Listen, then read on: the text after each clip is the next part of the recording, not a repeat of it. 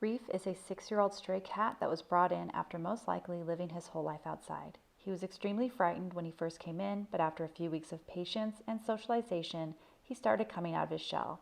He had tried to bite one time before and then did make contact another time 2 weeks later. So this is a cat who does have a bite on his record, and this is his behavior protocol in video form. When you walk into the room, please grab the 2 string toys that are on his TV stand and sit in the middle of the bench with your back close to the wall. Try to engage Reef in play, but as usual, cats are unpredictable, and I wanted to show you what happens when he does not want to play but instead wants to be pet. I always pet him with the hand that is closest to his tail, so I am petting him from behind and not reaching over his head. The other arm is hidden behind my back. I gently wrap the arm that is petting him around his body and stabilize him, which allows me to further protect myself from any sudden movements he may do. If Reef looks up at me, I acknowledge the look by saying something like, "Hi, Reef," and then immediately look away as to not stare directly into his eyes.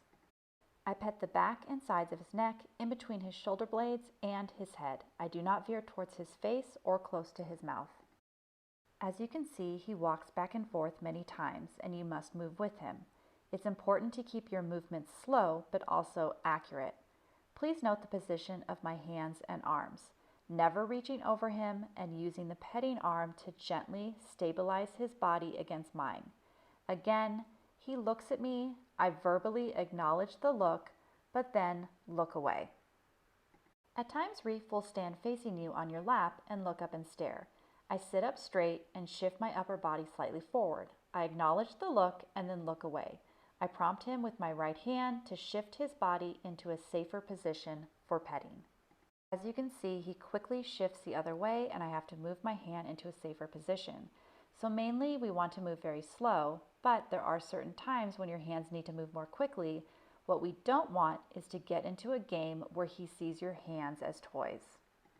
Also notice that I turn my body slightly to further protect the arm and hand that is hidden behind my back.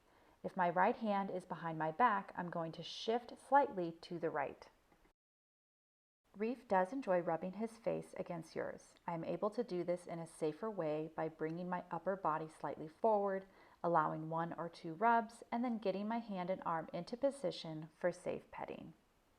Please note that this position is not a safe place for us to pet Reef. Notice without having my arm stabilizing his body, he's able to quickly move back and then my hand is in a precarious position. In that case, I put both of my hands behind my back, and when he doesn't move on his own, I gently tap the bench with my left hand, prompting him to walk forward to a safer petting position. Again, my left arm is behind my back while I pet him with my right. I slowly turn my body to the left to further protect that left arm behind my back. It's important to read Reef's energy and body language. I keep these petting sessions rather short, about 3 to 5 minutes. Notice how I shift my upper body forward when he is staring up at me. It's a simple way to protect yourself from him trying to climb you like a tree. Not that he would, but just in case. I prompt him again by tapping the bench, getting him to move to a safer position. When I notice his energy shifting and he's getting a little antsy, I will grab a toy and begin to engage him in play. This is a way to positively end a petting session. You are simply redirecting his energy and focus onto the toy. Reef really loves playing, especially around the covered tree to my left. He likes toys to be dragged on the floor, but also bounced up in the air. It's important to get him down onto the ground during play, but it may take him a few seconds.